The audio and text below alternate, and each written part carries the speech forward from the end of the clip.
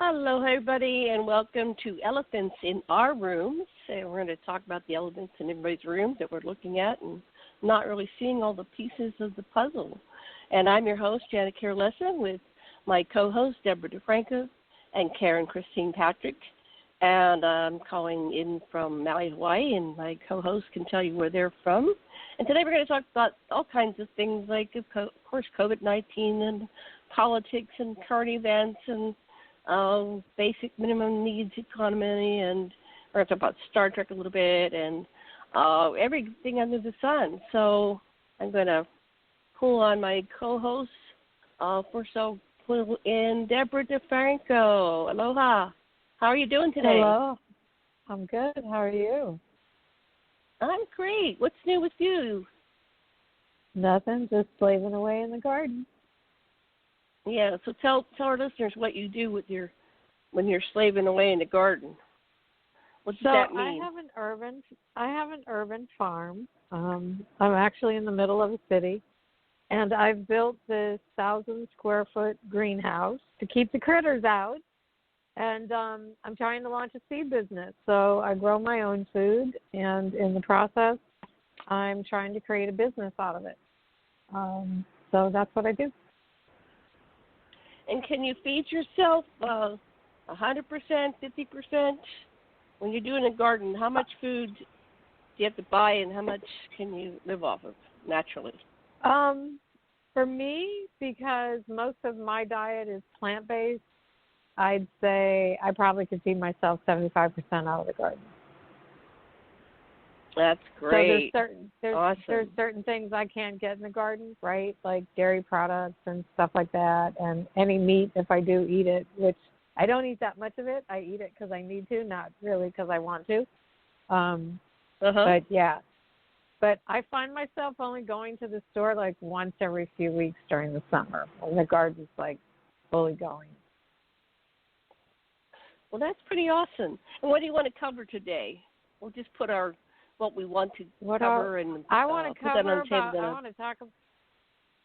I want to talk about who the new VP pick is for Joe Biden. Okay, we will. Okay, let me pull on Karen. And tell everybody what part of the world you're in. Deborah, you were in. Where are you located? Upstate New York.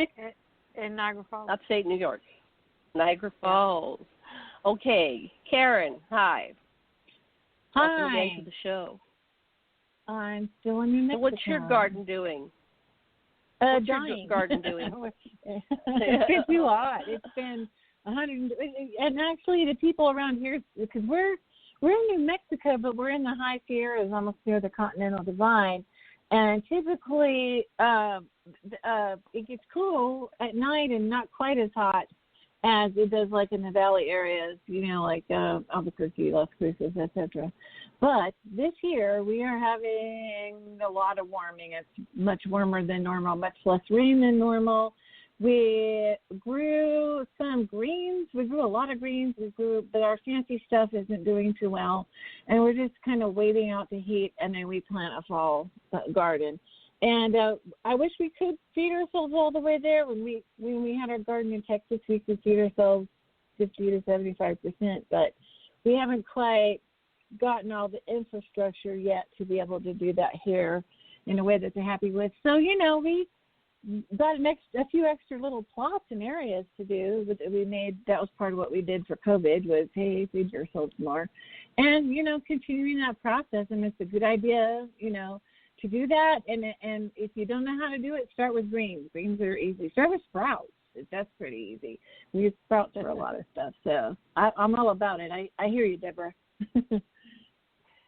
Right, and I'm in Maui, Hawaii, and I live in the Garden of Eden, and I've got giant fruit trees all around me, and we have a little veggie garden growing in pots on our porch.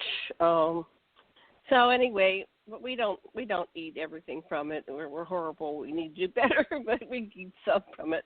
So we could probably survive if everything, broke down because we have the ocean. We could go fish, but we're getting old and lazy, so we go to the store far too much. But That's okay. We support the economy.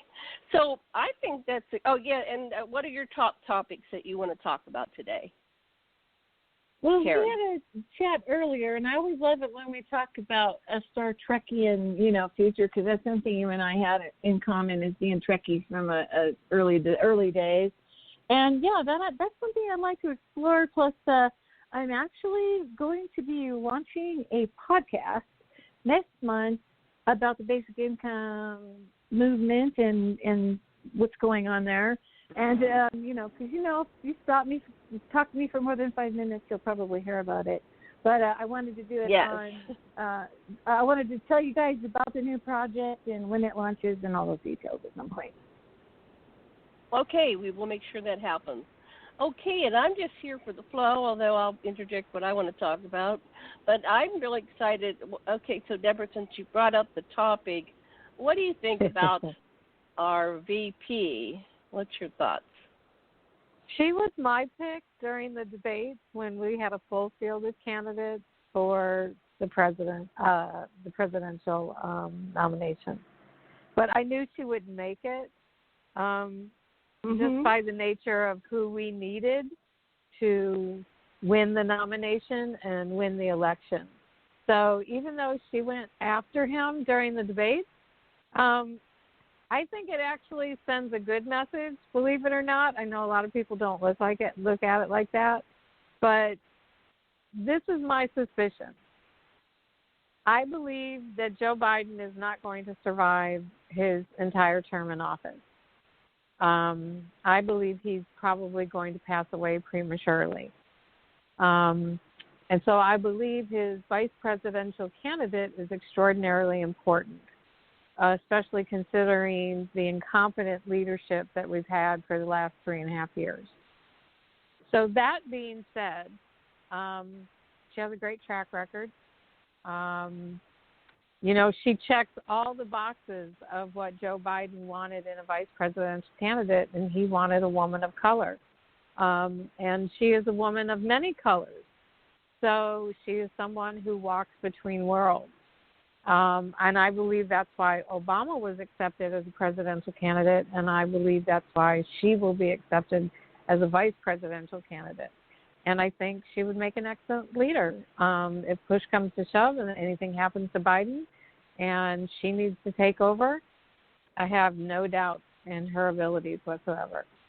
And I'll pass the baton off to somebody else. Okay, so Karen, what do you think? Well, it was probably a not real surprising choice for a lot of people who are watching politics. My candidate, obviously, was Andrew Yang, and I like his policies, monetary policy. I think I'm kind of content with people-wise. I'm more about, what are they going to be doing? And Kamala is one of the backers of the temporary basic type income for, the duration of COVID, which I think is one of those ideas that would really help us get through crises like we're going right now. So I think that's a plus in her favor, and I just want to see if they'll be able to follow up on it. And, I mean, I think that probably the thing that you couldn't predict is how dire situations are. So as far as I'm concerned, if they do stuff to help the people, that's going to be better than what we got now. So that's a good thing. So the main thing is we got to have people that at least are on the map of that people need to be supported, and that's very important. And then all of us together, doesn't matter what political persuasion you come from, we're in a time when we really got to pull together as human beings, let alone Americans, but human beings to join with the world and not separate ourselves and work on how to deal with what's going on. And I know people feel very conflicted about whether there's really a pandemic or not and all that kind of thing. And there's been a lot of debating about, people saying it is a disease. It's not a disease. You need a mask. You don't need a mask. Okay, so we're still in a process of adapting to whatever it is. But whatever happens, we've already had enough damage to the economy that maybe it's time to just think of some new ideas about what to do about the economy. Before COVID, the economy wasn't that great for everybody. It had issues, and that's even why people thought of a basic income. So I think it's important to recognize that going forward, we need to not have an all-or-nothing economy. It needs to be stabilized, and be in a casino that we all help to pay for the billionaires to gamble in doesn't work for me as an operating system for our economy. Well, and it's Kamala. I know people aren't familiar with the name Kamala, but I'm over here in a concrete community, and I knew a Kamala Devi and I knew 2 or 3 Kamalas. So, and it was interesting because on Fox News, what's the guy on Fox? Anyway, he got into a big fight. Tucker Carlson. And about how you pronounce Kamala. He was being disrespectful on purpose. Yeah, he was. Well, that's what they're going to do. They're going to say, all kinds of mispronunciations. Trump's doing it, and that's part of the strategy. Is this name calling? It's like, 5th grade in the courtyard, at school, right? The playground at school, and it's all this nanny name calling, and somehow it's effective, and I don't know why it's effective. Is that a reflection of the mentality of the United States now, that we can all get into name calling and being juvenile, and we buy that? So my brother, who's a Republican, he says, "Did you see who Joe Biden took?" And Trump was saying that she's nasty. There was like all these names he was calling Kamala Harris, and it's just coming out of my brother's mouth, and I go, oh my God! It's like as soon as Trump said something, all his little acolytes are saying the exact same thing, and I just told my brother, I go, you're listening to Fox News. You're not really looking at what's going on, and I know you're programmed. You're highly programmed, and that probably offends everybody out there that is Republican, but there is some mind control programming going on here, where you hear the followers, saying the exact same thing as their leader. So, but I don't want to get into this the lesser of two evils and this and that. No, this is the best we can vote for at this time. It's perfect. The last time the Democrats started saying Hillary stuff, and I said, no, you're going to get us Trump, and they just did not believe me. So I'm going to tell you, I don't care if you like it or not, do not say anything negative about Biden or Kamala, because somehow that just gets into the human psyche, and then Trump wins. I don't understand it. I'm pretty good in psychology, but there's some kind of ultimate mind control there. And I know sometimes, somewhere, somebody's going to come out with a book on why that happened. But it's not logical, but it's some kind of psychological, emotional thing. So I think they'll both be wonderful. I get the impression that neither Trump nor Biden are going to be around much longer. And it's not just because they're in their 70s, but, it's some kind of psychic hit. My brother was saying blah, blah, blah about this one or that one. And I said, well, they're both seniors. And he says, well, the mind of Biden. I go, yeah, well, they're both not the sharpest star in the sky, right? And the sharpest, like, bulbs on the tree, right? Yeah, right. Neither one.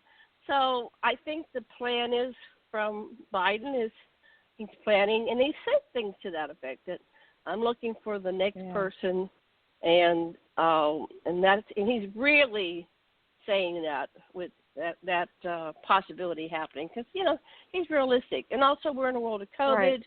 That keeps going round and round and round and round and round, and these people at risk that are moving around the planet and going out and speaking. I don't think they're doing as much as they did before COVID, but they were still out together on a stage somewhere today. And I think the Democrats are going to do a virtual, what do you call that? The convention. Fundraiser? That I think is, or convention? No, the convention. I think it's virtual next week, so I don't know where to get the schedule. It doesn't seem like there's a lot of really good information on things you have to Google what's going to happen next week. So, but I'm excited. I for some reason when he announced his vice president, it was like, yeah, now we can wrap our minds around it, right, and get behind it. And I'd like to remind everybody we're very effective because we're in a cohesive field. We're in this universal grid called planet Earth, and our votes often are with our minds and hearts and souls. So we can affect consciousness and everything by our thoughts and deeds. So if we start thinking it, believing it, they've proven that meditation and prayer work. So let's get our minds around it and see that they're going to do the best possible for the planet, that we had to go into the dark side of the force to come out the other side. And we have all our policies, which we talk about here on Elephants in Our Rooms, and then some. And let's start out there, voting with what policies we support. So if you're out there listening, go post it. Say, I support the basic minimum income or whatever, Medicare for. Send out, postings of it. Talk about it. We are a very powerful force. We affect the algorithms. We affect the bots. And we can affect it, and it does. I have put testings out there, responses to tweets and stuff. And, like a day or two later, they're saying the phrase that I coined. And I went, whoa, So this is a way that it's kind of like, someday there'll be a planet where we can all vote personally in our homes with our eyeball scan, right? And not having to go anywhere. That's probably the next thing. How do we make sure the elections, this eyeball scan or DNA or spit on the computer and they'll know it's us and that we're voting that. But this is our way of voting for issues right now, is vote with our minds and thoughts and put it on the social media. Okay, so passing the stick back to Debra. You take the lead this first round with what you want to talk about. I take the lead.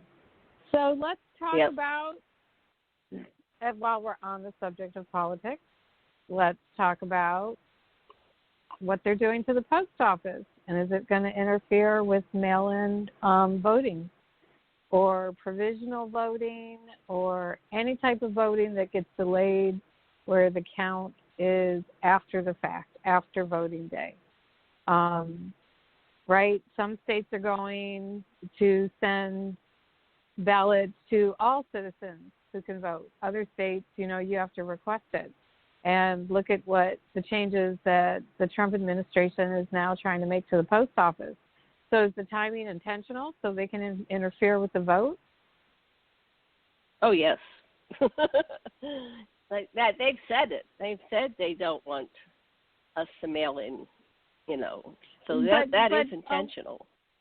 But a lot of their followers are the elderly who have basically become sacrificial lambs, to the RNC. And, they're not going to go to the polls and vote. They're not going to risk their lives for it. So this could be another, shoot themselves in the foot kind of moment.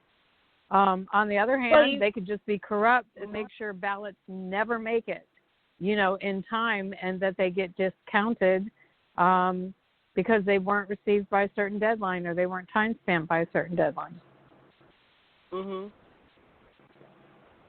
They've run the simulations, and it shows that if they have fewer people turning out, they win time and time again. I'm not sure how that works that way, but they tend to win if they have fewer people turning out. So so that's what this has been a long time coming, is dismantling the post office. Now, that's really personal for me because my daddy was a mailman for 39 years. That's how I ate and had a roof over my head. And then my brother was a mailman for 25 years. They both retired from the post office. So I really don't want to see it dismantled. I live out here in the country. We rely on our mail. We don't get near as much as we used to, but, we need to be able to have mail. There's some people that are way out in the boonies, and they still have mail delivery, and they have no way of getting their mail. I don't know what your situation is where you are, but I don't think it's time to dismantle the post office and let some political candidate do that. So, what do you think, Karen? Back to you, Deborah. Go ahead. I'm a small business person that's relying on the post office for timely delivery because my business is now all online. So if they start messing with delivery times with the post office, that creates issues for, suppliers, American-made suppliers that are trying to ship all over the country. Sorry, didn't mean to interrupt. No, that's wonderful. No, I was going to make the same point, Deborah. Great minds think alike. Exactly, right? Because I've been a home-based business owner off and on for years, and slowing down the post office right now is awful for small businesses. But it's also bad for customers because, some of us are getting our medications. We're getting our, all kinds of things through the mail, shopping through the mail. We all been switching over to those kinds of systems in order to cope with COVID. And switching now is bad all the way around. And, so sometimes I think, when in the pursuit of a goal, somebody shoots themselves in the foot. I really do think that the administration doing this kind of shoots them in the foot because they want the economy to get going again. Well, it's going to have to do that through the crucible of an ongoing pandemic. Hey, it's still out there, people. It's still going. So I think it's kind of the goal really strikes me as being so based on the narcissism of one person and not the needs of everybody else. And that's very problematic.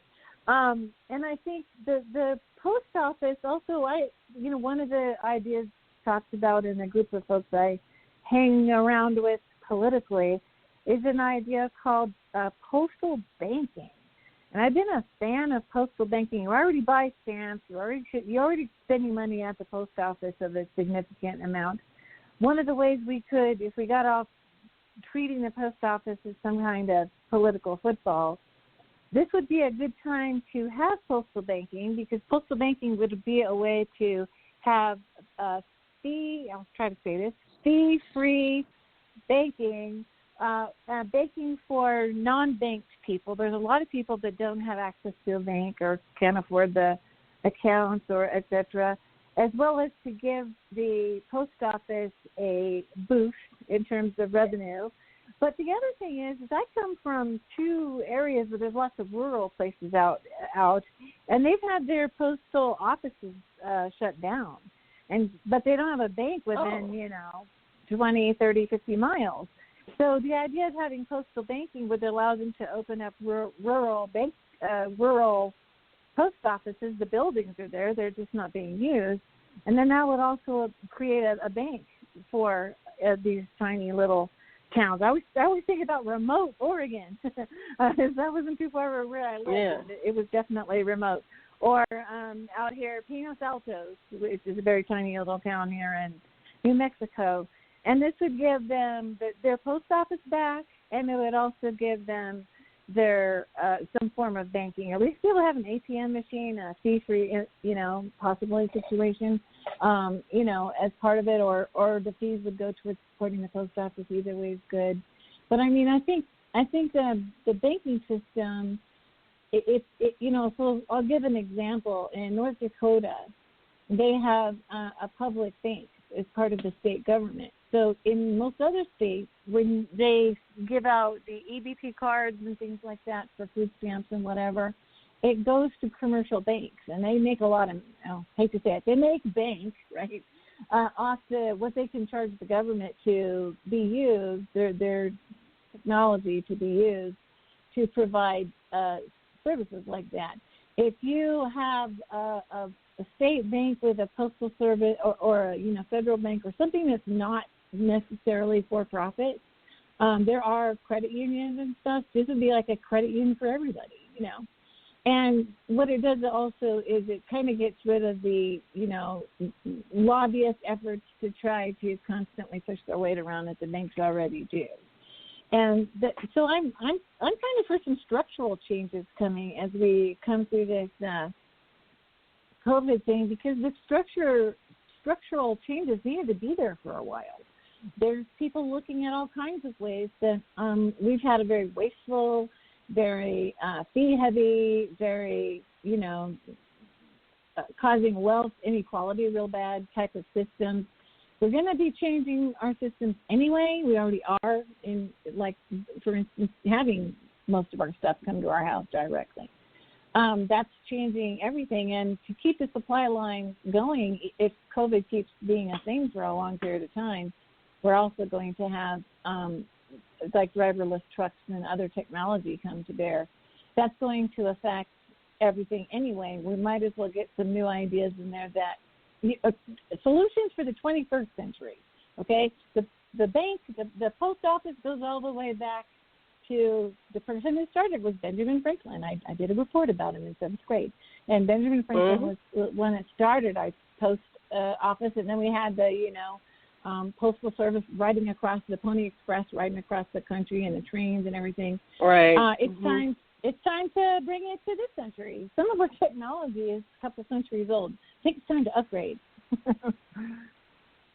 Yeah, I heard that the post office is a bank.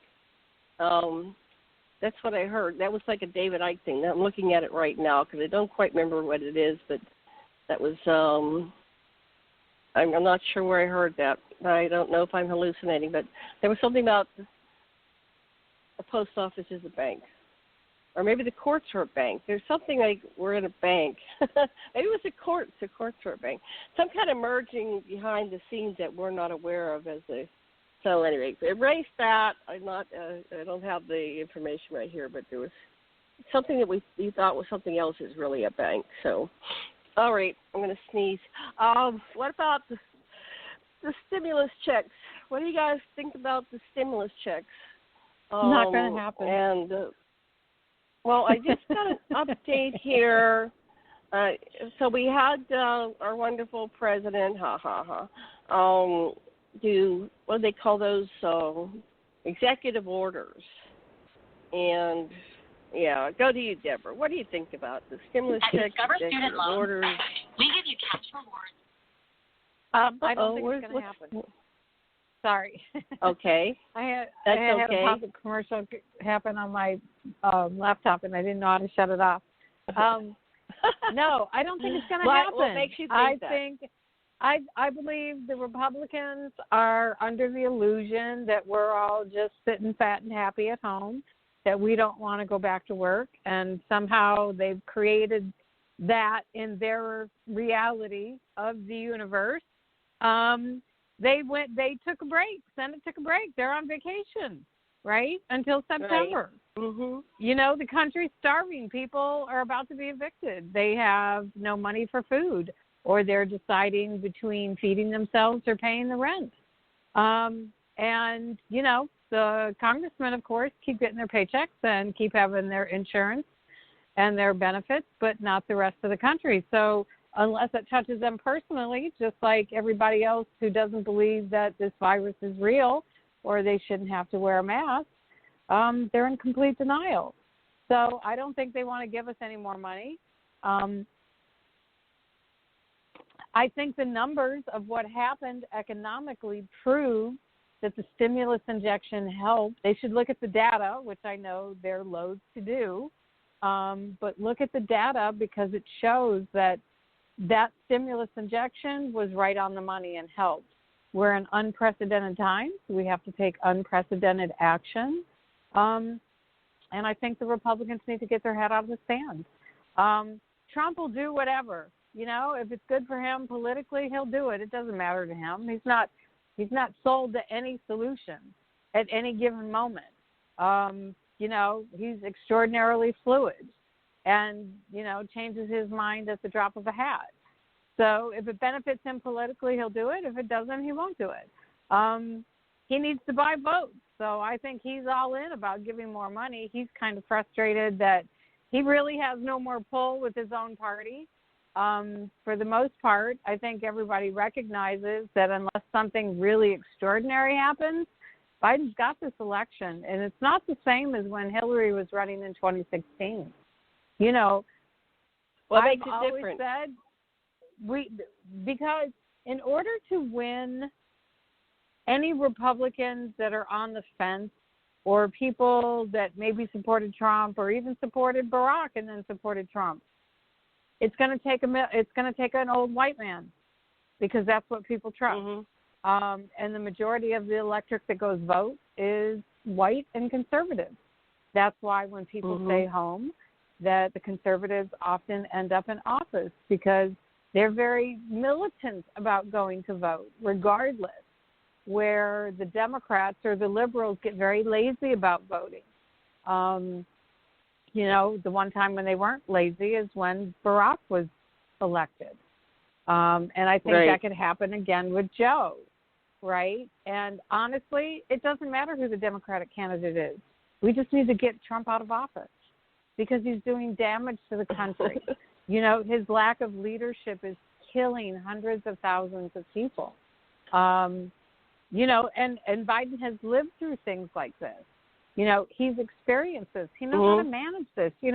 He's literally an elder statesman. He could do this with blindfolded with his hands tied behind his back. And he's not going to do things, honestly, that are politically motivated, because he even says, I'm a transition president. He doesn't plan on having a second term. And I don't know if anybody understands that. Right? He's only running this one time. Yeah, that's something that people might want to look at. We've had a lot of one-term presidents. Carter, Bush the first, Johnson. In my lifetime, a lot of one-term presidents. And so there's nothing wrong with being a one-term president. You still get to be president. I think that's what we, should have. I think just having somebody for 8 years, they can destroy the whole world in 8 years. But, they have to rotate out. Maybe they can run again, and they get can another 4 it years down the line. Yeah, we've seen they can destroy it in 3.5. I'm looking on the, I went to YouTube and I just put stimulus check, and it seems like there's a lot of people talking. I haven't clicked on these. I'm not going to do it live because I can't even do that, and it would be long and boring anyway. But there's like 1, 2, there's, I don't know, about 5 that talk about the $1,200 stimulus check. 400 unemployment. There's one that says 300. There's one that says that Kamala and Biden are going to have an even bigger. So they're trying to put in a larger stimulus. I think Kamala was wanting to have $2,000 a month. She supports part of Andrew Yang's concepts, right? The minimum income through the pandemic, right? Which is $2,000 a month. So Biden supports it. Let me tell you what, I believe Biden supports it too, but he's not going to be real vocal about it, right? Because he's trying to win over the conservative voters. In order to do that, he's got to be very careful. And he's walking a very slippery slope. But you know what? He put personal feelings aside and picked the best candidate. That was big. He put all selfish motivations aside and literally picked the best candidate for the country. Right? Mm-hmm. So this man knows he has to help fix this country, but he's not going to be the end-all, be-all. Whoever his vice president is going to carry a heavy load. Yeah, and she really was the one that was in the running out of the 10, besides what was her name? The other woman. Those were the Karen other two Bass? that kind of made it through. Karen Bass and Susan Wright. No, the white one, not the black one, the white one. Oh, what's her name? Elizabeth Warren. Elizabeth they were Warren? the only two in the No, primaries. No. They were the only two not the primaries. I'm talking about the ones that were in the debates. No, in order to win the most extreme elements of the Democratic Party, he had to select a woman of color. Right. But I'm saying of the ones that were being considered, she was the most logical choice. Kamala was the most logical. She's a woman of color, and so he had to make amends with her, and they're both showing up like really happy and big and showing that you can have your differences, but meet in the middle. He's still going to have Elizabeth Warren in his cabinet. I also believe he's still going to have Susan Rice in his cabinet. I think you're going to see an unusual number of women in his cabinet. That would be great. It'd be awesome. And I think he'll listen to his cabinet. Wouldn't that be interesting if we had a cabinet, an administration with a cabinet that was dominated by women? How different would the approach be to world politics? Karen, what do you think about all this? You there, Karen? Did we lose you? Uh-oh. Where's Karen? Let me get back to my board. Karen?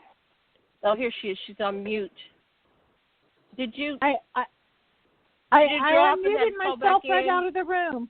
No, I unmuted myself right out of the room. I found a secret trap door, Janet. I have probably a difference of opinion. If you're not supporting a permanent basic income, you're not supporting a basic income. You might be supporting a stimulus. There's some structural differences between that, and either one of them right away would be really nice. Karen, let me tell you, a basic income is really tough pill to swallow, but baby steps, right? If we can show the benefits of a minimum basic income through a pandemic, right, maybe it will open the door for people to consider it long term. Yeah, I think so too. I think that's, but I just want to delineate, because it's important to understand that overall the DNC does not support a basic income. Neither does the progressive candidates. They were going for the jobs guarantee, and even today AOC was talking about the jobs guarantee rather than. So the way those of us in the basic income movement kind of look at it is it's the biggest test of it that we've ever had. There's been tests in Stockton and a few places, but this would be the biggest test of it. And then most of us who kind of dug into the numbers in the situation know that the basic income is it's not about free money or maybe some free stimulus money or something. It's about long-term stability, because right now we have a very volatile economy anyway. We had it before COVID, and we're likely to have it after COVID in terms of climate change. That's going to also make things very volatile. And right now, it's all running off of Wall Street, which is just one big giant casino, right? So the idea is to have, it's to have stabilization, and I've been explaining it this way.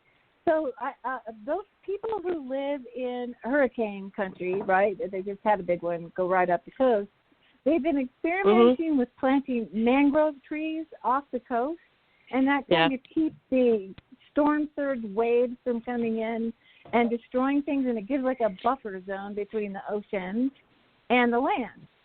And what a basic income the erosion. It stops the erosion.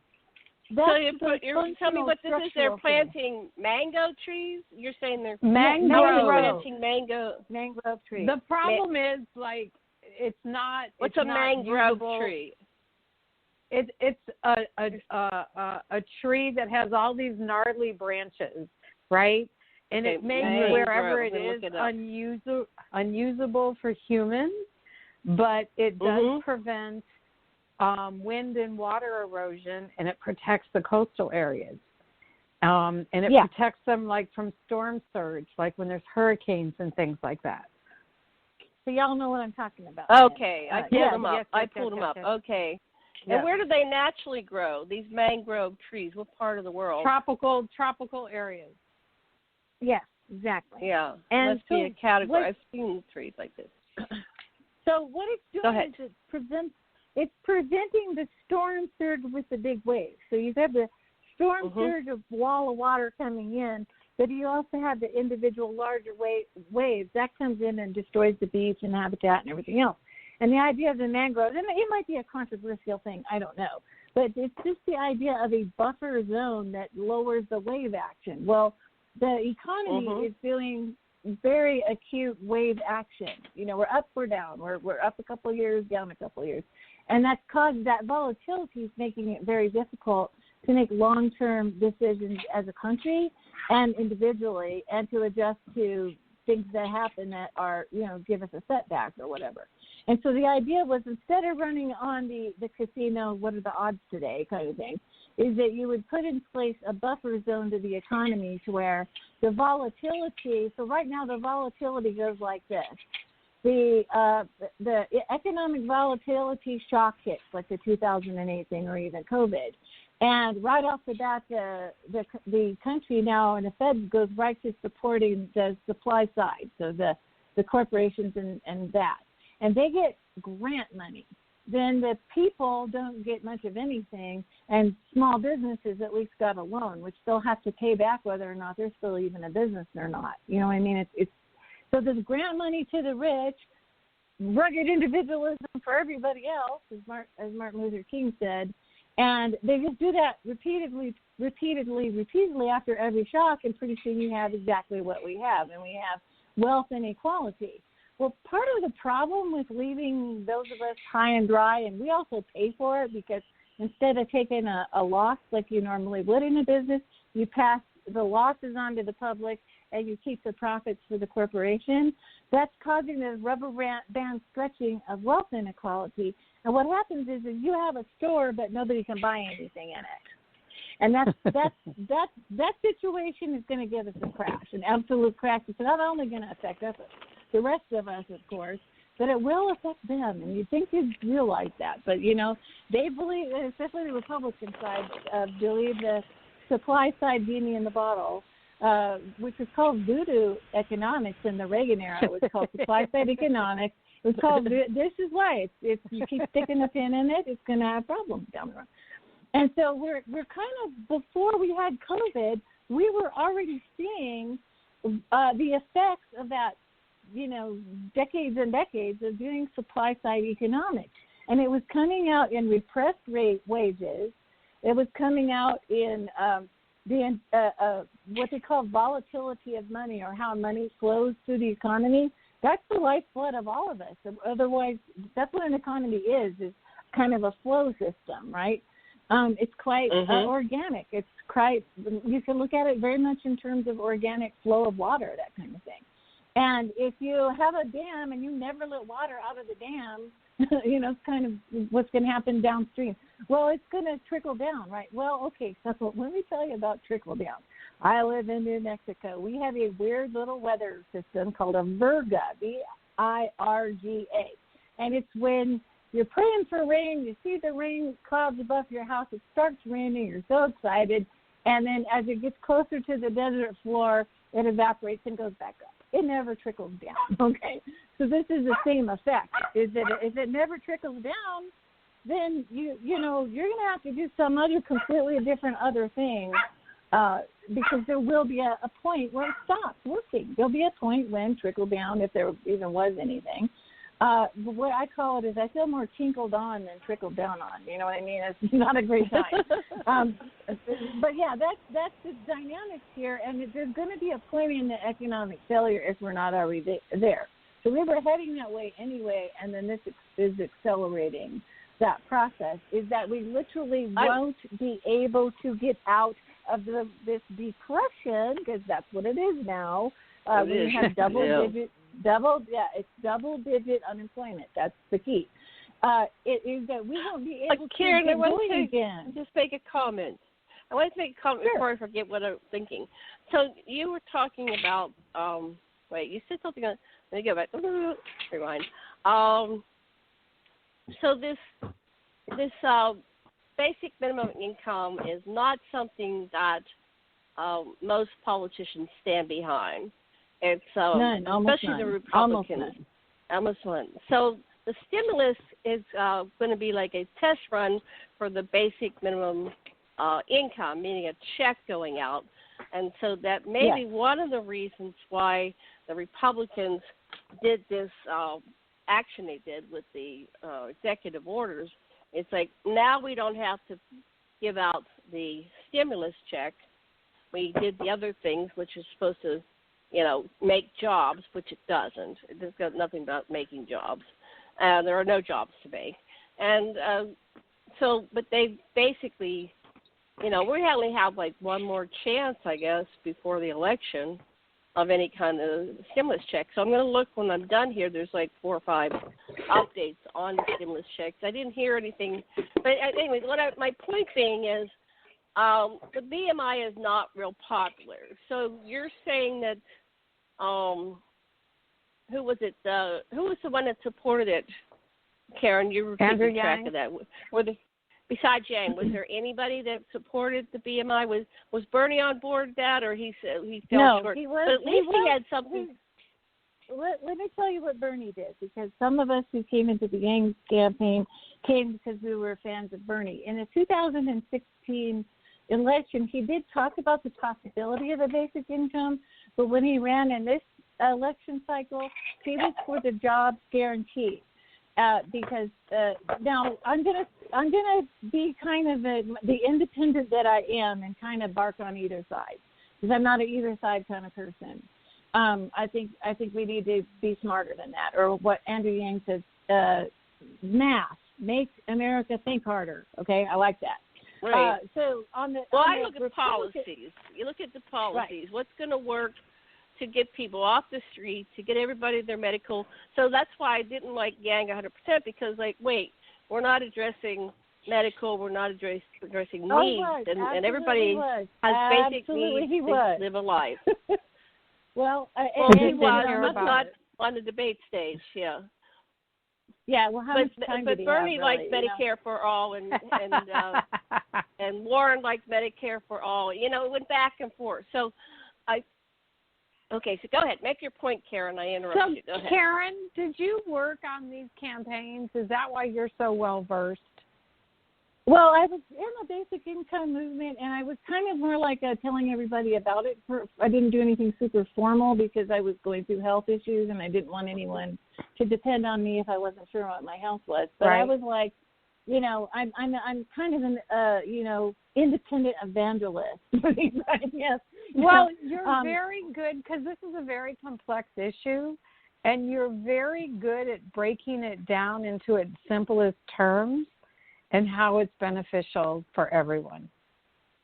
Yeah, that's what I began to do when I first heard of the basic income quite a while back, and I studied up on it, and I was trying to explain it to people, and I wanted to make sure when I talked about it that I did say what I have observed about the political parties, what we're talking about, what side did they have their bread buttered, and then how does that work for the people? But and I asked Janet, it was okay if I talked about that. I'm getting ready to do a podcast that I'll be launching in September. It's called Care Worth Podcast. What is care worth to society? And I was a caregiver for many years, and I went through life circumstances to where at any point in my life, especially being the mom of a handicapped kid, a basic income would have helped me so much. And also I was I'm a domestic violence survivor and advocate and a counselor. And I know that's a lot of the reason why women aren't able to get out of situations is because they don't have the financial means to do it. So the more that I looked at various life circumstances, kids, in between a job and college, or, people who get sick, or someone who takes care of their spouse. I mean, there's like a whole bunch of life circumstances which kind of bump you out of the job market for a while, Or and now it's underemployment, and now it's no employment. So, we're in a total different era. And when I looked into it, it was interesting because it really has not been necessarily a right or left issue. It's been so the top philosophical champions that the basic income movement talks about is Martin Luther King, who wrote about the basic income in his last book, Where Do We Go From Here? I'm getting ready to do a book report on it for the podcast. And he talked about a basic income. And then on the far right was Milton Friedman, who was President Reagan's chief economist. And he was the one that gave us supply-side economics. However, he said you need some kind of a basic income if you're going to go ahead and do this plan that I have. And it was called a negative income tax. So if you dropped below a certain level, close to the poverty level, you would have a refund in the equivalent of, whatever, $10,000 a year or something like that, so that you didn't go completely down and out. The problem was the oligarch types and the corporate Republicans. They did the first part where they deregulated and gave themselves tax cuts, but they didn't do anything for regular people. And, of course, Martin Luther King wasn't with us long enough to continue on with his research of it. The basic income was almost implemented in the Nixon administration, most people don't know about. And so going on, why do these parties not support it, is because on the far right, of course, they're like, give me money, give me money, give me all the money, and they don't think we even deserve to be supported. Although it's really dumb because you got to have customers, and I don't know why they didn't even listen to Henry Ford. But on the left, that's a little bit more subtle as to why the left does not support a basic income, and it has to do, and I'm silent step all over toes today, is that it has to do with the fact that the benefits programs that we have are, it's kind of the talking point and winning point for a lot of Democratic candidates. And the basic income is a threat to those programs if it's a monetary-based program. So, for instance, if you're getting money because you are, a single mom or something like that, and you're getting benefits, all of those programs are what they call means tested, and it's kind of a mean process. And it means that the organization, gets a chunk of money, and then the first thing they do with their chunk of money to help, let's say, homeless people or poor people or whatever, goes into the salaries and the benefits of the workers. And then after that, they put all kinds of impediments in the way of people from getting the money to them as clients. And in that in-between space is a lot of money that ends up kind of ending up its way into the candidates and those on the left defending this program. Well, a direct cash transfer right to the people would kind of take away those big systems, and they don't want to do that. And so it kind of makes you want to bang your head against the wall if you're a basic income proponent, because you don't have the right listening to it even from their philosophy king, economist, Milton Friedman, and you're also frustrated because on the left, if you're a left-wing basic income supporter, you're kind of frustrated because they will not listen to the regular people talk about their means-tested programs, and what a labyrinth of despair, which is my name for all of it, is called.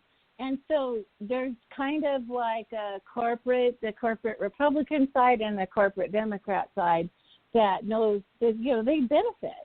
Cui bono. Whenever you analyze a system, you need to look at who benefits by those programs. And so we know we're having to do, and then finally, because it's not a left or right issue, there's been proponents on both sides. The basic income movement says it's not left, it's not right, it's forward. And they're going to make us do it the hard way. So they're going to make us have to build our own coalition to continue to grow the movement. One of the things that happened after Andrew Yang is that they're now supporting lower-end down-ballot candidates who are for the basic income, and we're going to have to grow it from the ground up. But if we have to wait that long for all of us people who are like, hey, we should do this, to do that, I can't even imagine what our country's going to be in terms of, the basic needs for people through either the rest of Trump's term or into Biden's term if we don't understand what this is that we're talking about. We are talking about the answer because it's simply getting rid of poverty by doing something so profound. You give people money. Poverty is not a lack of character. It is a lack of money. And you do have a monetary system, and we do have a capitalist system, and we do have benefits programs, but, you can't pay with your house mortgage or your rent with government cheese. Okay, it doesn't work. So it's got to be looked at as an economic issue for the whole system rather than just in a political sense. And I've got news for Democrats. If they ignore Andrew Yang and the people that are pushing for proponents for basic income, the Republican side already has documentation on the books all they have to do is upgrade the numbers from Milton Friedman. They've got those documents right there. That's what makes me feel rather cynical, is they know, the studies. But you're talking about people who don't believe in data or science. They didn't listen to Milton. That's what I'm saying. They should have listened to. I actually got to see him speak during that era. I was a student at my parents sent me to this very conservative college, and he came to speak one day at our. We have chapel every morning, and I was literally in the second row, and I listened. I did hear everything he said, and he actually brought the negative income tax proposal to us students because he knows, students are, starting out and have transitional situations until they get their degree. And he was, hey, let's support you guys getting out in the world and, being able to, activate on small businesses and all kinds of things. So the plan is there. It's already written. It's already in the economics files somewhere in the way back in the back somewhere. It'd be nice to say red edge. Wow. Okay, so let's go back to who are we? Debra. Yes, we ma'am. want to go into the Star Trekkian universe, right? Yeah. So this is all a step to eventually get to a Star Trekkian universe. I had a friend that was on no money. Yeah, let me see what she called it. I think my thing timed out. Here it is. Oh, okay, I've lost it. Okay, she called the Star Trekkian universe an interesting term, which I put on today's show page. I got to get back to our show page. But how do we get from here, and what is here? Are we really a democracy? Are we a conglomeration of a bunch of different systems? What do we have now? And where can we go? How do we go from a level 0 civilization where we're not meeting the basic needs of the planet's citizenry? Either you come to a planet you didn't ask to be born on, and you get fed until you're weaned or something, and then you're a lazy person, you're unethical if you don't want to work. It's kind of like mentally enforced slavery. And everybody's, if you're not working, you're a bad human being. You're not being a good slave. And somehow that's part of that mind control programming, the Trumpism, that boggles my mind. Why is the only way to live a life is to come into a planet and spend your whole life working a job, being a good employee? You're at your funeral, they say you're a good person if you've spent 40 years working for the man. What's wrong with being a person that, does what they love? And I was talking to Jai Utal. I had him on Tuesday. And he was a kid, and he loved music. And he said, I couldn't even begin to wrap my mind around doing anything but music all of my life. And he went to a high spiritual path, and he does kirtans and very spiritual music. And he's made a living. He's not living in a mansion, but he's, raised a son and, has a wife and is living a decent living by doing what he loves. So how do we create a world where we get to do what we love and still have a good life well lived. Okay, clean that one around. Start Trekkian society. Whoever wants that stick, pick it up. I will. Okay. Well, number one, I think we need to look at how the Native Americans, they lived in a community, and everybody contributed to the well-being of the community. And, you know, you ended up doing things that you naturally gravitated to. We don't teach children how to do anything but press a button now. We need to teach them skills. And it's kind of funny you say this because my daughter and my granddaughter had this conversation. My granddaughter's 12. My daughter's 37. And my daughter is homeschooling her children because we've lost all faith in the education system. And my granddaughter asked my daughter, how come I have to go to college? And my daughter's response was, you don't. You don't have to do anything you don't want to. So don't listen to the noise out there in society because that's not true. And this is one of the things I think we need to break the generational cycles that have been embedded in us to begin with, right? We believe we have to, you know, grow up, get a job, work at that job, whether we like it or not, right? And, you know, retire, and we become this slave to this monetary system. And we create all this debt along the way. And who wants to live like that? Who wants to live with the stress of that? And we don't teach children that there's another way to live, right? So what if we went back to the way the Native Americans lived, how we lived within a community, and that community helped raise these children and educate these children and teach these children skills and allow them to grow into the things that they naturally gravitate to, that they're naturally talented at, right? And everyone's good at something, right? You just have to figure out what it is. But we don't do that, right? We say all these no's to these kids when they're little, and we get rid of all their creativity. And, you know, we don't incentivize to be artistic or be creative. And when I say that, I mean in skills. You know, a carpenter is creative, and he's skilled. A plumber, right? An electrician. Those are forms of art, honestly, right? You're building something with some raw materials, and it actually happens to be something that people need to live. But they're no different than an artist who paints a painting, right? We all start with the raw material and we create something. But we need to start teaching our children how to create things. We don't create things anymore as a society. We have sent all of our manufacturing to every place else outside of our country. There's nothing residing back in our borders, right? So how do we bring it back? We have to teach our children how to make things. That's step one, right? And in that Star Trek society, you know, everybody contributed to the good of the whole, right? Through the things that you were good at, that you were naturally skilled at or naturally gifted at. You still there? I'm here. Okay. Sorry. Yes. Okay. Continue, or are you done? I'm done. Okay.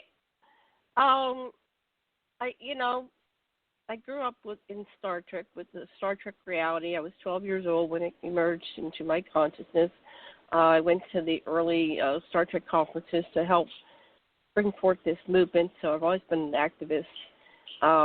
I realized that is a real possibility. It's not just science fiction, that it's a way for our imaginations to come forth, and we can imagine and vision and create things on that level, so collectively and individually we can have rich, full lives. So if you remember Star Trek, you know, the young people would be so excited to join the Federation and go to Starfleet and go out, and they got to use their imagination. They got to explore. They got to do exciting things like meeting new life and new civilizations and boldly go where no man or woman or person or being has gone before. So I think it's totally possible. Now, we were on a different track, and it seems like some way 911 kind of hijacked us. I don't know many of you remember before 911, but that was much like before COVID, right? We were on a different track. Things seemed to be coming together. And the powers that be, whoever these are, these puppet masters pulling the strings, and I do believe, based on my research and talking to, all these different whistleblowers, that on some level our presidents are figureheads. They're just selected, they're groomed, they're put into place, and they're, even though they appear to be the power head, they're still just a puppet, and there's somebody pulling the strings. So and if you look at Star Trek, it was a one world government, and so they've demonized. What are we going to have, a one world government, right? They've demonized that. I had a guest on last week, Susan Vaughn, Segern. She said that she's over there in Hollywood. She says, my people call Star Trek a fully automated luxury communism, right? And I go, well, that's interesting, the word communism. She goes, well, there's nothing wrong with communism. It's a system. So we've allowed a part of our society, like the Republicans, to demonize a system, communism, but there's some good characteristics and qualities in all those systems. And they demonize socialism. They go, oh, they're socialists. That's why you can't elect that person. But we have socialism. A lot of our programs are socialistic. We have public schools. We have, we have a post office. We have Social Security. I looked it up. There were like 30 different socialistic social programs that have been around for many, many years, and that's how the United States is the United States. Without those, it wouldn't be working. So how do we get to this Star Trekkian world, which really would benefit all of humanity, when so many of the different facets of it have been demonized, and it keeps us in this polarity where the rich are the ultra uber rich. We've never had such rich people in the world before. We've got trillionaires, we've gone from billionaires to trillionaires. That money of that one person could meet the basic needs of the whole planet. What was that guy's name that was running for president? He spent so much money running for president, he could have given every American $1 million.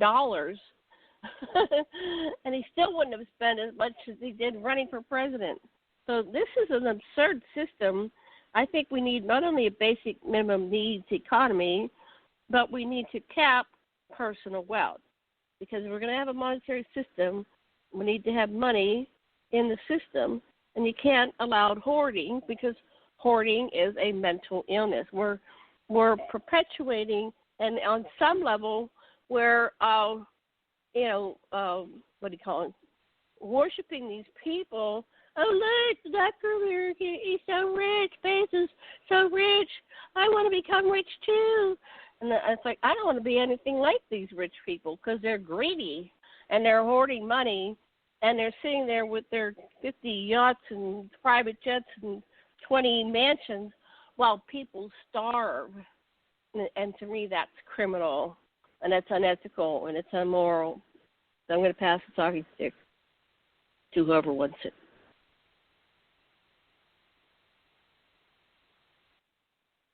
Anybody there?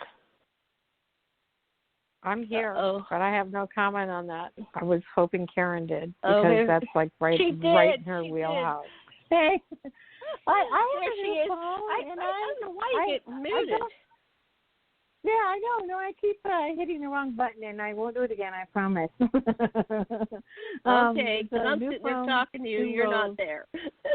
I am listening. I was listening attentively because I had no choice. Okay. Yeah. So what would you like to say? So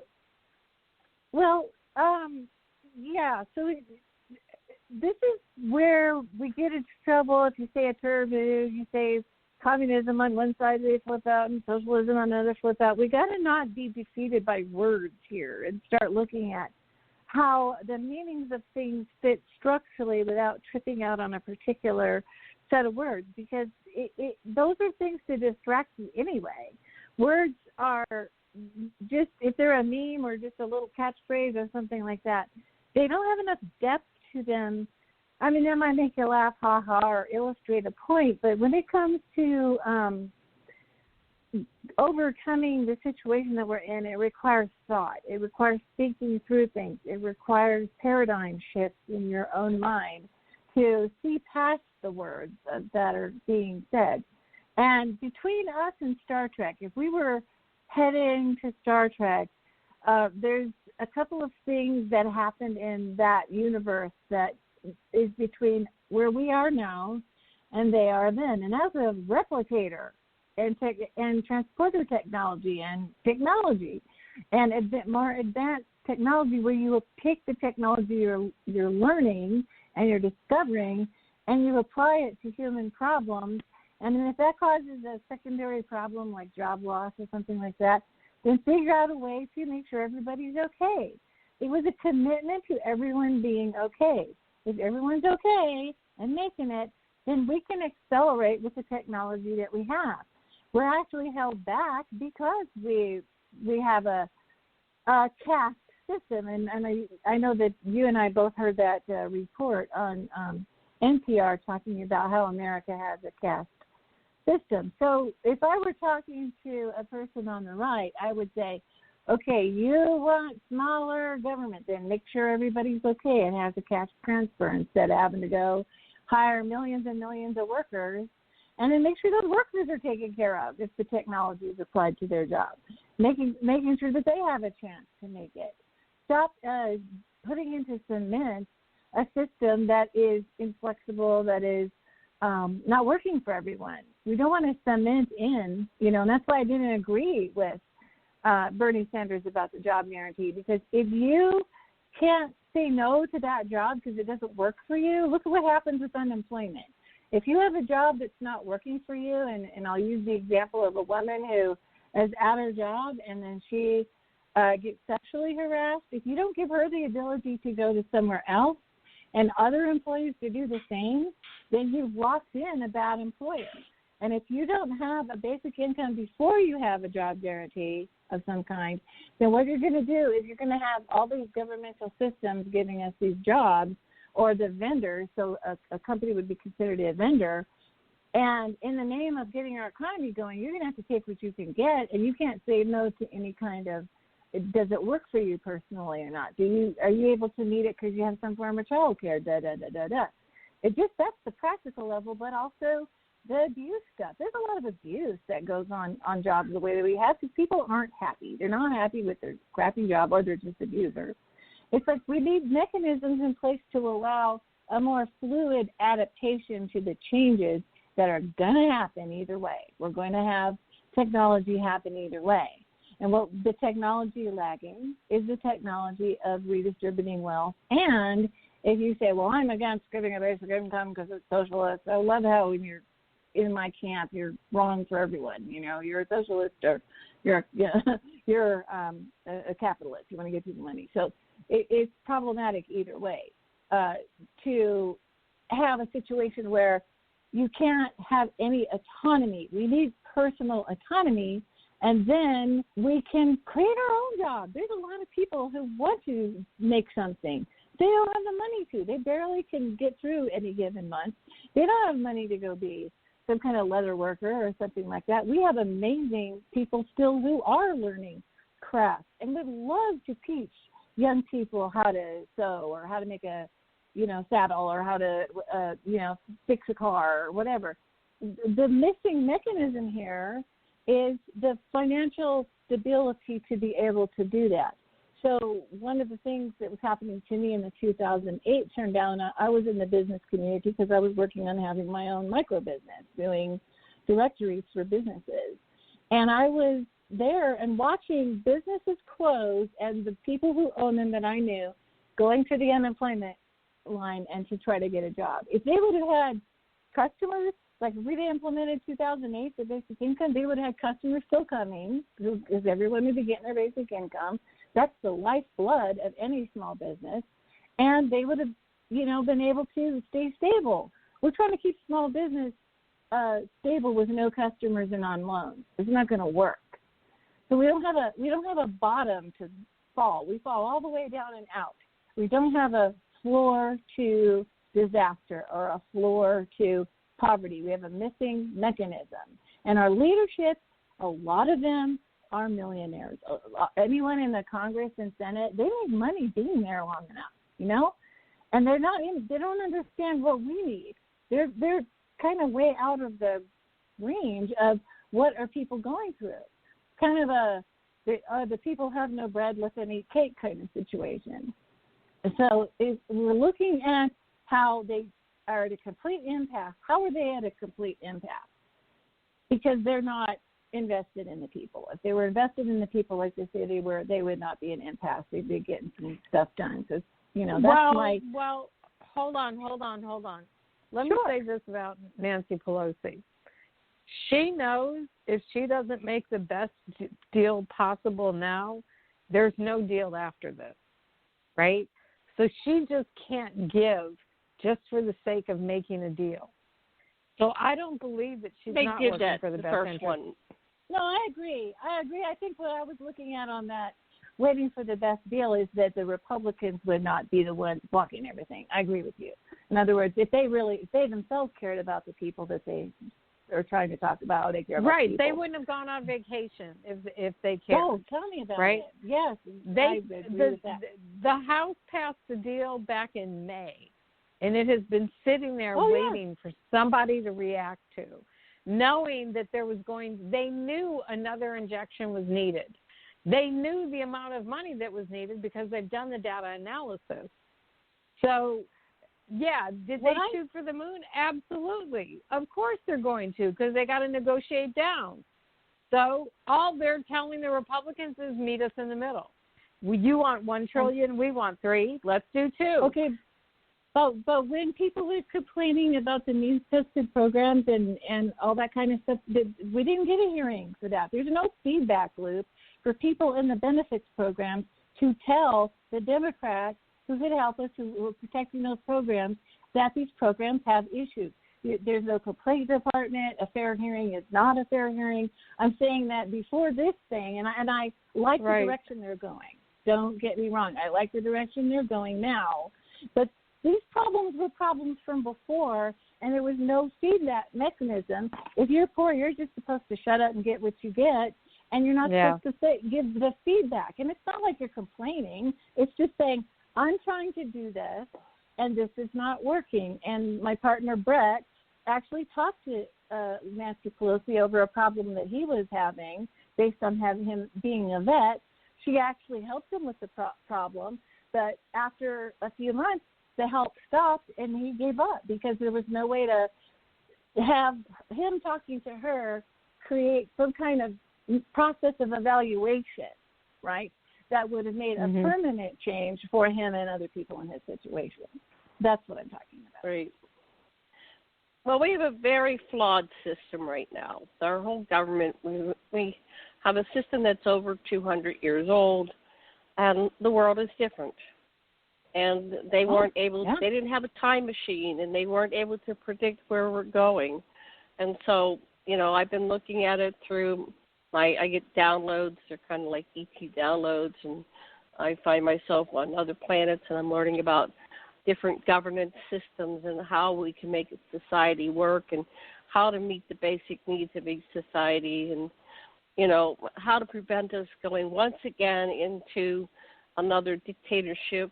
The main government system back in the late 1700s was the monarchies, and they were everywhere. And so, if you look at it, the president and all the power that is given to one man, and it's been one man for over 200 years in the United States of America, is like a dictator, and it's gone to their head, so to speak.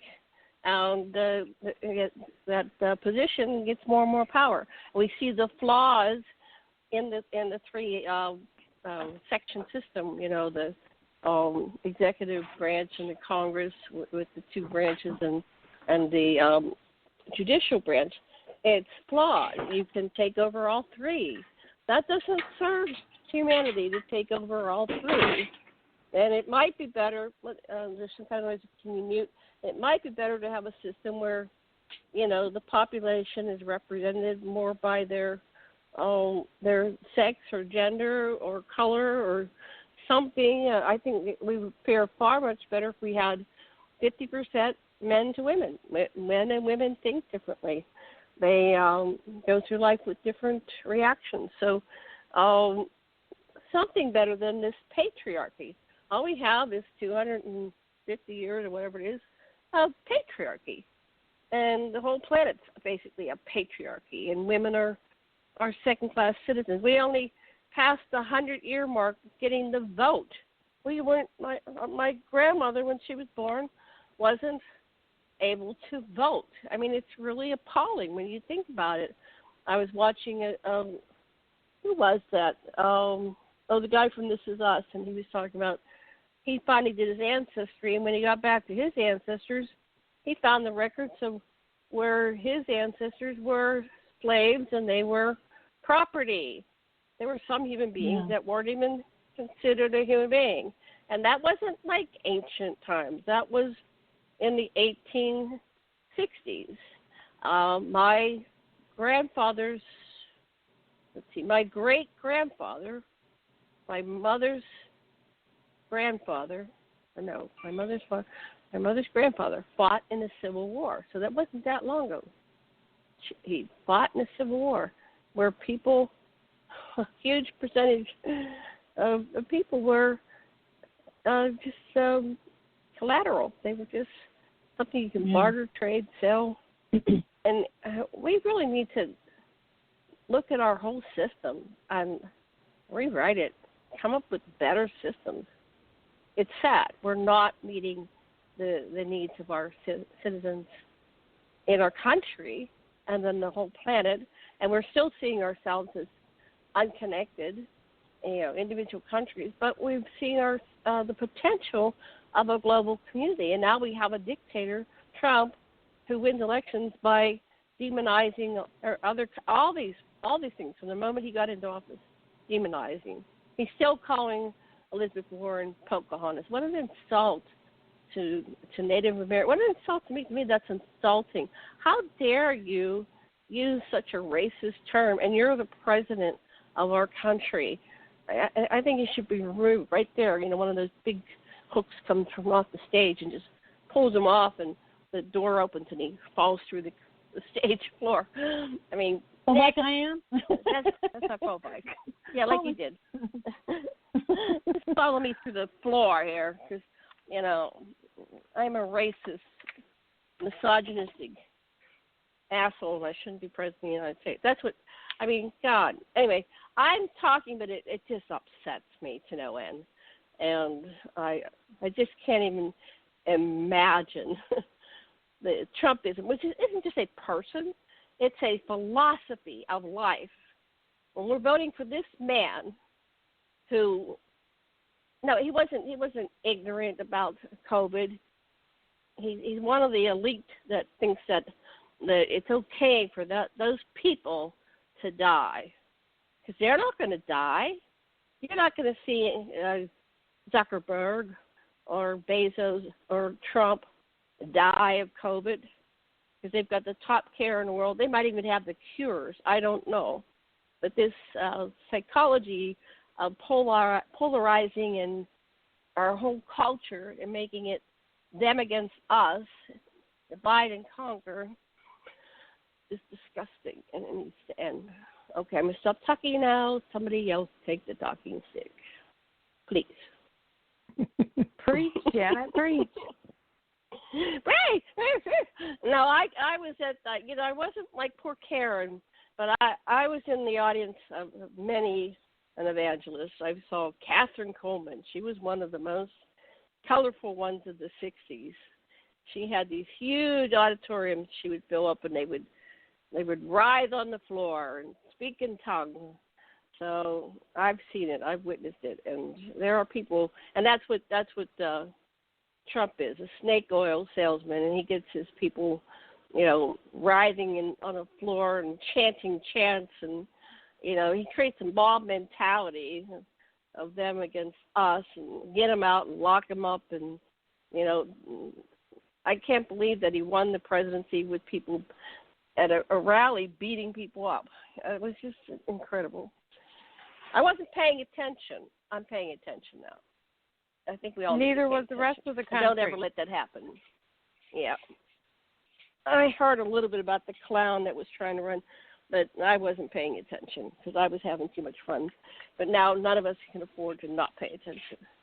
And we got to do everything in our power to never let this happen again. It's like a nightmare. It's like a 3.5-year nightmare. Okay, I will shut up for real now. Somebody else. Trump is what happens when you don't go vote. Mm-hmm. It's that simple. Yep. Trump is what happens when you don't go vote. The election came down to like a couple of counties in 2 different states that were targeted. The ads were targeted via Facebook, right? Based on polling information that they had, they passed to the Russians.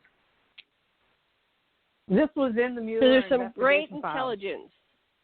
Behind this strategy, there's great intelligence, and that's why it has to be on the base, like a computer that's calculating, and they know right where to go, right, and that's why that good fight was very good. It was showing how they can go in and target. Farms, and I can't post people. anything now. I can't post anything now without getting a bunch of trolls. Everything I post, trolls. Wow.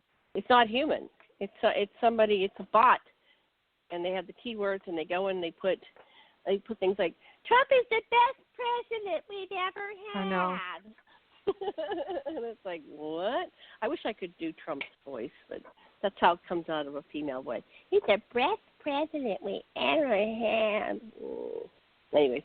Oh my God. I digress. Gag me. Gag me. Yes. Okay, we have 33 minutes before the clock runs out. What would you like to cover, Deborah? I want to know logical steps to get to universal income. Okay, Karen, do you have any idea how we get this?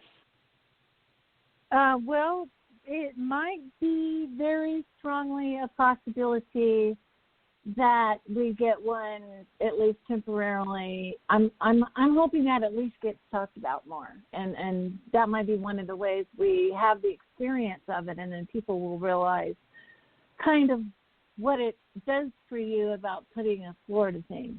As far as like the movement goes, we recognize as a movement we need to keep talking about it, and when people tell us, like every time I post something on social media, I get, but how much will it cost? And I go, well, it'll cost 1/4 of what we get into the oligarchs. We don't have a democracy. We have an oligarchy. And those tax cuts, and people don't even remember that we've been paying $60 billion a month since 2009 to the banks, for quantitative easing. That would be $200 a month right there if we bailed out the people instead of the banks. So, we have got to continue to talk about it to illustrate, for our part, to illustrate supporting different groups that, need the help. Millennials, I feel very bad for. I'm an older person. I get a little bit, I wouldn't say attacked, but there's intense conversations with the millennials in the group because they think I have the mentality of older generations. If I got mine, screw you. And I actually don't. A lot of people who are older have been, there's a term, and this is a great term. It's called precariat. It's a combination of proletariat and precariat. It's the people who are living in a precariat kind of way. And that used to be a smaller portion of our country, and now it's a bigger one. So we're dealing with very hard realities that we're not going to be doing. It's not going to make any sense to even talk in terms of what has gone on before. This is actually a brand new set of circumstances to where a lot of our pet philosophy is going to fly in the face of, and we got to be ready for that. So it's kind of like, see the thing right there? There's the thing, that we are now in a different planet. We're in a different realm. We're in a different energy. We're in a different frequency. We're in a different system. The system that we had before, no matter what you think your principles are, is not the same as what's happening right now. What's happening right now in a long-term sense is a combination of the Great Depression and World War I and World War II. And, you know what I mean? It's really unprecedented. And the main thing is educate yourself. Educate yourself on what the basic income is. The first place I send people is to the Basic Income Earth Network, BN. That's the French word for good. And you go to basicincome.org, easy peasy, and go look at what the definition of a basic income is. It's not a means-tested program. It's not free money. It's structurally something different. And then plug into the basic income movement wherever it makes sense. And from basicincome.org, you'll find a way to plug into the, advocates on an international level. But I would say the post that Andrew Yang running for president, he took his campaign volunteers and staff and, all that into a new nonprofit organization. And before he did all the running for president, he ran a successful nonprofit organization. And it's called Humanity Forward. So movehumanityforward.com, I think, is the URL for that.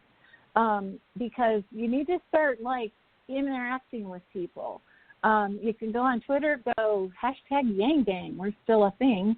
A lot of demoralization when, of course, his campaign closed. But there's kind of a new energy to say, okay, we got to think of this in terms of the long-term movement to educate people. But you start with educating yourself. And if you educate yourself enough, you'll start recognizing, the structural thing that this is not just an idea, and it's not just a political idea. It's a structural change that we could have had many times in America's history. The first person to talk about a basic type income was Thomas Paine, one of the founding fathers. Had a pamphlet that he called, that's all they had. They didn't have laptops and phones back then. They had pamphlets. And he wrote a pamphlet called Agrarian Justice. And, get educated and then find out what's going on. So a lot of people supporting a basic income are also supporting the Senate bill. Don't ask me the number. I don't do with numbers. But the Senate bill number of the proposal that Kamala Harris did put her name on, to at least have a temporary basic income. And then also Medicare for all is important, and health care for all is important. Andrew Yang did have 150 proposals. It's just how is he going to get that in running for president in a crowded group of folks, as well as he didn't exactly have the press excited about him until later down the road. And he's a commentator for CNN now after being a candidate. He got a good job out of it. Well, mainly he still sees that as his opportunity to talk about this idea. And then, like I said, educate yourself, talk to your friends. I've got my very Republican mom actually agreeing with me about it. She goes, when is MPN going to get us that money? I'm like, anytime.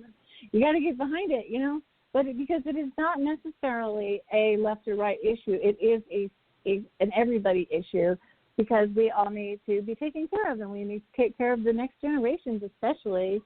And if we can get an economy going in the right direction, some of the things that the Republicans complain about a deficit, when you get the money flowing again, the deficit it would be taken care of, because we would be able to have revenue back into the state coffers, but we'd also have a flowing economy. If the thing is stuck in glacier ice, that's probably melting right now. Our economy is stuck in glacier ice. It's frozen. It's cement, and it needs to be flowing to work properly. So those are some ideas. I hope that helps. Excellent. Okay, let me go back to our show page here and see what we had next on our list of things. Okay, we were looking at a system of housing. Okay, we have another. We have time. You mentioned when we were talking before the show about how we could utilize the existing structures to create housing, and it might not be that someone would stay a whole 6 months or a whole year in an apartment, but they might kind of a rotating system. I actually had a download one night from the ETs, and they said, well, you've got computers. You can put everything on computers. You can put all the jobs on computers. You can put all the housing on computers. It's kind of like that house swap, right? It's a bed and breakfast type house swap system. So if you want to travel to Europe for the summer, you say, well, I've got a house in Maui, and everything would be set up as the workers that would come in between. That would create jobs. Okay, so you had a stranger in your house for 6 months, and they broke the chairs or something. So everything would be set up because these are all part of the places that people can live on the planet. If you're going to have your house in the system, right? And so people can come. So, the owner wouldn't have a huge amount of responsibility for maintaining it because these are the homes that belong in the world for people to go in and experience. And then we won't be so limited to being in one place all of our lives. Some people like to be in one place all their lives, but some people like to travel. And so this would give opportunities like I'm going to go to Europe and I'm going to walk into Johan's job or whatever. So when I'm there, I'm qualified. I could do his job for 6 months while he's over here doing my job. And maybe he's making lattes at the Starbucks or something, right? So, but you had a little bit different system. What was your system that you were talking about? Rotating housing and a review system. Go ahead and tell us about that, Karen. Well, housing's complicated. We got to if you go back 100 years, you had land, and then you had people build some houses on the land, and then they incorporated a city, and then they attracted manufacturing. In the interim between 100 years ago and now, we have had huge changes in the first kind of boom years after the war, where that was the American dream, to get your own place. But there were jobs in town. So housing was spread out through the whole land in towns. But then we had the multinationals move to multinational corporations and the move of the jobs away from the towns, and that basically killed the town. So we have housing in towns that still exist that could be repopulated by this new batch of people that found out they really like working at home, or they're going to be asked to work at home for a long time. They're leaving the cities. Why would you pay a super high rent if you're just working in a cubicle? And now the guy coughing next to you in the cubicle is going to give you a disease. It's like those changes are rapidly happening just by the fact that affordability and supply has been up for a while. But there's been kind of a dirty little secret that I don't know why no one ever talks about this. I seem to be the only one. My parents used to flip houses, and what happens is that the banks in the 2008 downturn had a lot of inventory coming on because people lost their jobs and they wouldn't pay their mortgage, and so they foreclosed with extreme prejudice and took those houses off the market. And they did that to keep the supply high enough, because if the supply exceeds the demand too much, guess what? You could go buy a house with cash. You see the down payment you used to save up for and go buy a house for less and be a fixer-upper. And they did not want that to happen with that much inventory coming online. So they took the houses off the market, and as a result, less affordable housing was available, and then people were still crowding into cities because that's where the jobs are. Well, now it's going the other way. This stuff happened over a while, but now it's rapidly going the other way. So there's any number of ways to deal with that, and at least allow the market to play out in terms of to where that, there's not just much a demand in concentrated areas. That will be one mechanism that will change things. Also, they've been blocking, not in my backyard, affordable housing for a long time. But something I've been watching, and mostly because you and I talked about it in relation to getting downloads. One of my downloads is a reoccurring dream. And in the stream, I go visit somebody, and I was given this card with a month's worth of rent kind of credited to it in the Airbnb system. So it was an Airbnb, but instead of you go stay there for a night or two, you go and you pay your monthly rent, but you can go live wherever there's availability. And it was very interesting because I thought, well, that's kind of maybe a cool way to do housing if you have itinerant workers or if you have people moving around because they're in the gig economy. That might have already been developing, but it took an acceleration because the Airbnb thing, now nobody's traveled, they're working online. All of a sudden, the Airbnb people are in trouble. They're trying to sell their properties. So that's going to cause some stuff to become available. But the UPs are telling you, why don't you just do something technology-wise? Sort of the mechanism's there, and you'd be able to rate the landlord, you'd be able to rate, the guests. So somebody who skips out on tan, or they wrecks the place, or a landlord who is, walks in the house and you just got out of the shower, all kinds of things, right? Would actually be public. It's a mechanism to also kind of see who you're dealing with, So we can do a lot if we have the will, and we also have dead. This is something Andrew Yang pointed out. We have dead malls everywhere because of online sales, and what made Jeff Bezos rich was online sales. We have these empty buildings, and there's been talk about making those into having a funding to help make those into, some kind of housing. And we're going to have a aging population, so a lot of people are just by twos and ones older and don't really need a whole place. Could be a very nice community to be in a place like that and have a food court or whatever. So it's like what needs to happen, though, is that the mechanisms that have been keeping people from being able to get into affordable housing or to repatriate to small towns, the mechanism or the will hadn't exactly been there. Because there's certain people it doesn't benefit. It doesn't benefit rich people. So, we're dealing with a thing where if we just keep recognizing that and also make a commitment that nobody is homeless. That's the other thing. Their answer is to just let millions of people be homeless or underhoused. Those of us sitting in a smaller place than we thought we'd have to be staying in, for the duration of COVID might really be realizing how small their footprint really is to live. And, we have not had the will. We've been willing to cram in a city in a small apartment to get a job, but if that job's not available, why wouldn't we just be willing and maybe even facilitated to go into a small town and abide there as we continue to deal with our lives. So it's a complicated patchwork of things, but the number one thing is we decide as a society that homelessness is an abomination. We have got to stop treating homeless people, houseless people, as if there's some kind of vermin. Because I hear the language that people talk about homeless people, those are people. I've been homeless because of domestic violence.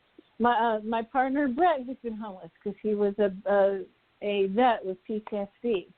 A lot of people with precarious housing are older women because they didn't work and they stayed home and took care of their family and did not accrue points in the Social Security system. We just have to decide that that's a bad idea. It's obviously a bad public health idea because they can't wash their hands, they can't take a bath, they can't get away from each other.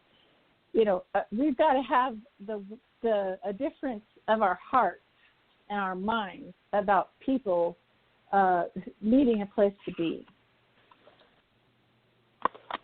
Oh, I agree. Deborah, what do you think? Are you there? I'm here. We have 15 minutes. I agree, but I think it's easier said than done. I think we are so divided, and we're so divided to the point that we're not even on the same planet. Like we're in two different realities. And the reality of what's happening in this country and the reality of what the Republican Party wants all their supporters to think is happening is night and day. And I don't think people come together enough in such a way that they'll be able to solve these problems. And I think Biden could win, right? And could the Democratic Party lay out a path to healing to this country? Absolutely. Or will they take advantage of being in control, right, and just try to push through their agenda regardless of what people think? Who knows? You know, that's what they did once before with Obamacare. I personally never liked Obamacare because all the changes that the way it affected me was all in a negative way. There was nothing positive. But for someone who's on the other side of the spectrum, it was very positive, right? For someone who couldn't get affordable insurance before, it was a huge win for them. So where's the middle ground, right? How do we bring people to the middle ground? Have you guys watched The Lincoln Project? Either some parts of it, not the whole thing. Is there? Okay, so they're putting out I'm these missing? extraordinary videos, political videos. All of the people that work at the Lincoln Project are Republicans. They are Republicans against Trump. So they put out these most amazing videos on social media. And my question to them is, what's next, right? You're supporting Biden to get into the White House. Once he gets there, you're still a Republican. Are you going to try to cross the divide and try to find the middle ground the way Congress is supposed to operate? Because for all these people who are anti-Trump, who have watched their party, the Republican Party, be hijacked by the religious right, now they're fighting back. So what are you going to do to make sure this doesn't happen again? And then, two, what are you going to do to make sure people are okay? Because honestly, the Republican Party has become a platform of hate. Yeah. So when you're a platform of hate, how do you make sure everybody's okay?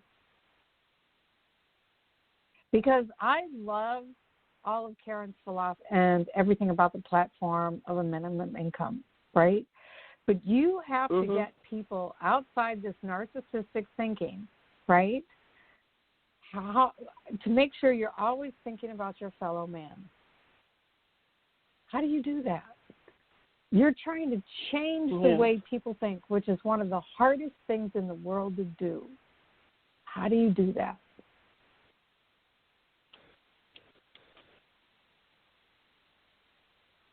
Can I speak to that? Can I speak to that? Okay. So sure. I do it the way I raise teenagers, because I had 3 of them in my house at the same time. And there is such a thing, you can yell and scream and holler and lecture and all that, but one of the most effective ways to get through to a young person, if you can buffer it a little, is natural consequences. What is happening right now with our economy is the natural consequences of us letting the corporate system tell us what's good to eat. And so our health goes down because we eat crap for the most part. We have the natural consequences of that we don't have a healthcare system that can adapt to an emergency. It's not ready for it. We have an economic system that was so bereft of capital for the people that it's going to affect these people. So if I'm talking to somebody, rich people, I don't get to talk to rich people. They don't listen to me. But if I'm talking to a run-of-the-mill normal people, Yang wrote a book, The War on Normal People, it's now in their self-interest. The wolf is at the door. And do we have time to philosophically argue? We do not. So I would make it very personal with people. When they tell me we as a culture can't afford it, I tell them, yes, we can, because the tax cut paid for it several times over, okay? And if they continue to come at me in the abstract, I say, okay, when we get the basic income, because we will get it if you ask the tech gurus. All the guys giving us our tech future say a basic income, have been on the record saying that a basic income is inevitable. And that's Zuckerberg, that's Bezos at one point, that's Sir Richard Branson, et cetera. They said it's essential. The only billionaire who's come on the record to actually try to help make it happen that I know of right now is Jack Dorsey, from the CEO of Twitter. He's actually put money into the movement post-Yang's campaign to try to make it happen. But I tell people, okay, so when it happens, if you don't want it, will you send it to me? Because I'll make sure it gets to someone who needs it, besides myself. I know where to put it. So I tend to cut to the chase. I say, because then they go like, oh, wait a minute. So what you're saying is, oh, it's going to cost us all this money. It's already, we're already having it cost us money. It's already, the results of how. So, yeah, you have to kind of talk about it in whatever term gets people's attention. But the fact is, what's going to get their attention is when we can't restart this economy again with the same thinking that brought us to this ruin. And I don't use that word lightly, because it ruins people. It already was ruining people. It's been ruining people for a long time for somebody else's benefit. And it's going to come after the ones that haven't been ruined yet. And it's now here. And so I tend to be fun and optimistic and look at this cool idea, but I also don't pull any punches about what we're facing. And that's part of why I'm doing the podcast that I am, because I want to tell you what ruin looks like. Ruin is what happens to a woman when she has to flee in the night with nothing but the clothes on her back. Ruin is what happens when you lose your house to a fire, which happened to me. Ruin is what happens when you give birth to a handicapped kid or you become a single parent, et cetera, et cetera. Ruin is a student who graduates and can't get a job commensurate with all the money they paid, and they have a student loan, stand with them and preventing them from progressing for 20, 30 years. That's what ruin is. Ruin is when we have climate change and we don't do something about, how to make sure our communities are resilient with change, with what's going on with that. And if you aren't ruined yet, one person said, I don't really see the point. It didn't affect me. I got more money under Trump. I go, well, how long is that going to last you if people don't invest in the company that you've got your stocks with? How long is that going to last you if your area gets taken over by wildfire, like what happened in Paradise, California? Mm-hmm. Ruin is coming for you, and can you afford to throw out ideas on principle? Can you afford to ignore all these other things going on and just hope it doesn't happen to you? Because if you don't make sure that someone else is okay, that everyone else is okay, how safe is your life? How safe is your home? How safe is your income? How safe is your ability to take care of your family if you let everyone else fall into ruin? So sometimes I get pretty darn serious about that, because it is very serious.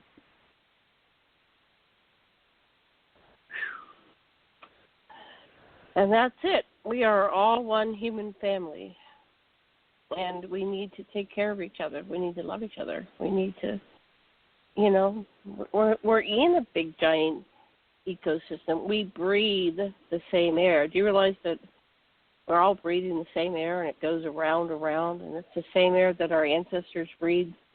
So alive or dead, we end up breathing this air, and it goes inside us, and then it goes out again. It goes inside us and goes out of us. So, okay, well, I think we're just about out of time. Final words, and I'm really inspired by this song I'm going to play at the end called Planet of Earth by Jaya Earthchild, about we are all one human family sharing the planet of peace. Debra, final words? Go vote this November. Yes. Karen, any more final words? Absolutely, go vote this November. Don't wait until December. Vote in November. Don't wait until December. November. And yeah, definitely tell your senators and your congresspeople about how you feel about the voting process in the mail-in ballot situation, and to protect that. That's probably one of the most important things we could be doing right now. And then, hey, come hear my podcast. It starts September 4th. I'll have an introductory episode. It's called the Care Worth Podcast. What is care worth to society? It's about caregiving and the basic income and the healthcare system. And it's you can find the podcast will be at careworthpodcast.com. And I don't have anything up there yet, but I will. So thank you. And wish me luck, Aquarians. Wish me luck to go into a different area. Oh, much luck. I know you're going to do a great podcast. You're that's why you're here as one of our co-hosts. You're just an amazing person. You had almost a year off. Yeah, I appreciate you believing in me back in the day when I was still all about aliens, and I still am. So yeah, thank you for believing in me and letting me, piss on your network. So thank you. Well, we all practice together when we're learning how to do this, and I hope we're getting better. But at least I don't know. Each time we do something, we go, okay, that was good, and how can we do that better? So we're all learning and growing and evolving. So, okay, we have just enough time for the song, and I want to thank everybody for joining us, and we'll be back again next Wednesday for Elephants in Our Rooms. So thank you very much. Love and blessings and aloha. Plan of the Peace by Jaiya Earthchild.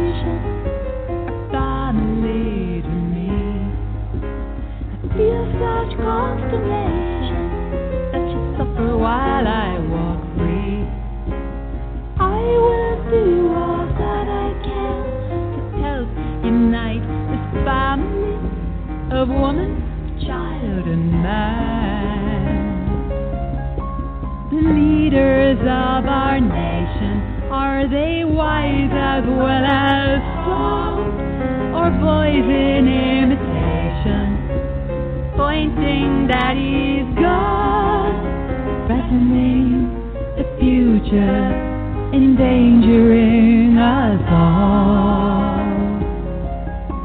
The people of all